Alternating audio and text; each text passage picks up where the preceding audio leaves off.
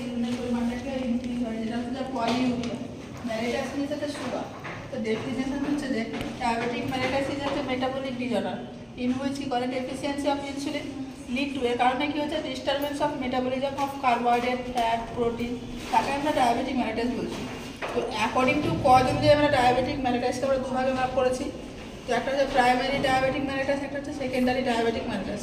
Primary diabetic মেলিটাসটা কি, যে প্রবলেম থাকছে প্যানক্রিয়াসে, প্যানক্রিয়াস কি হচ্ছে ইনসুলিনের সিক্রেশনটা কি হচ্ছে ডিক্রিজ হচ্ছে। তো প্যানক্রিয়াটিক এগুলোকে কী কী কারণে দেখা যায়, যেমন হচ্ছে প্যানক্রিয়াটিক ক্যান্সার, প্যানক্রিয়াসে যদি ক্যান্সার হয়, বা প্যানক্রিয়াটাইটিস ইনফ্লামেশন যদি হয় প্যানক্রিয়াসে, বা বিটা সেলের ডিস্ট্রাকশন হয়, বা আফটার হচ্ছে যে স্প্লেনেক্টমি। স্প্লিন কি থাকে, যে নিয়ারেস্ট থাকে যে প্যানক্রিয়াস, সেখানে যদি স্প্লেনেক্টমি করা হয় সেক্ষেত্রে কী হয় যে ডায়াবেটিস অন হচ্ছে কি প্রাইমারি ডায়াবেটিস কী হচ্ছে মেলিটাস দেখা যায়। দেন হচ্ছে সেকেন্ডারি ক্ষেত্রে কী হচ্ছে যে প্রবলেম কোথায় থাকছে প্যানক্রিয়াসে থাকছে না, বাট আদার্স কোনো প্রবলেম থাকছে বলে সেকেন্ডারি হচ্ছে ডায়াবেটিক মেলিটাস হচ্ছে।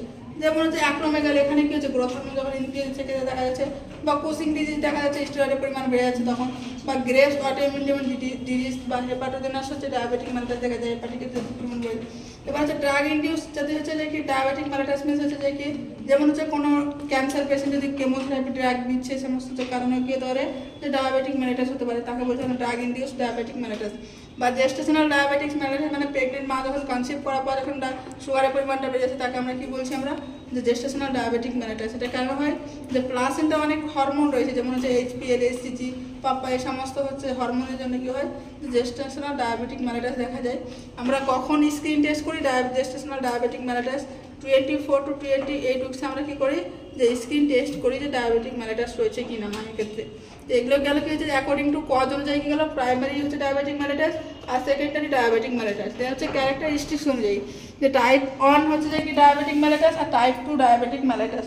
তো টাইপ 1 এর ক্ষেত্রে কীরকম হবে আর টাইপ 2 এর ক্ষেত্রে কীরকম হবে।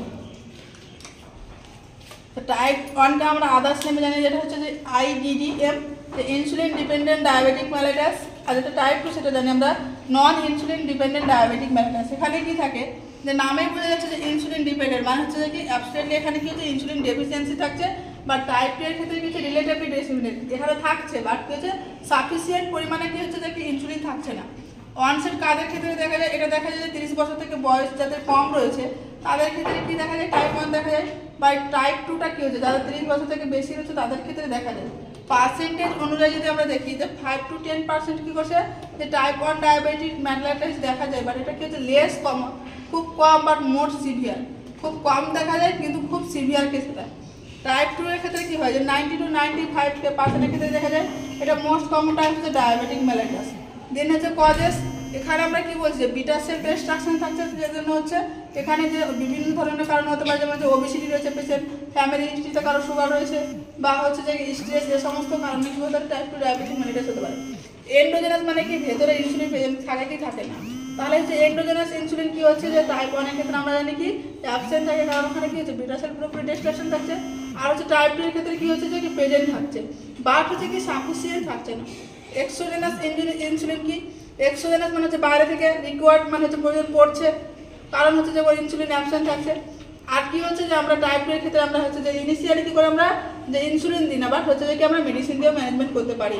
কমপ্লিকেশন হিসেবে কি কি দেখা যায় যে ডিকিএ, ডায়াবেটিক কিটোঅ্যাসিডোসিস, যখন হচ্ছে ঠিকমতো হচ্ছে পেশেন্টের ক্ষেত্রে হচ্ছে ফ্যাট বেশি ব্রেকডাউন হয় তখন হচ্ছে কি কিটোন বডি ফর্মেশন হয়।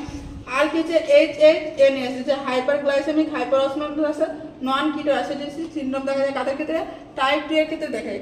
এবার যেটা মেন হচ্ছে আমরা ট্রিটমেন্ট কি করবো আমরা পেশেন্টের ক্ষেত্রে টাইপ 1 এর ক্ষেত্রে ডায়েট এক্সারসাইজ তো দেবো, সঙ্গে কি করবো আমরা ইনসুলিন দেবো। এখানে আমরা মেডিসিন কেন দেবো না, কারণ হচ্ছে পেশেন্টের ক্ষেত্রে পুরোপুরি কি হচ্ছে যে কি বিটা সেল যদি ডিস্ট্রাকশন থাকে ইনসুলিন সিক্রেট করতে পারবে না। আর কিন্তু টাইপ 2 এর ক্ষেত্রে আমরা কি করবো আমরা ডায়েট এক্সারসাইজ করতে বলবো, সঙ্গে কি আমরা মেডিসিন দেবো। মেডিসিন দিয়ে আমরা কি করতে পারি যে ইনসুলিনের সিক্রেশনটা পরিমাণটা আমরা কি করতে পারি বাড়াতে পারি। তো আজকে এই পর্যন্ত।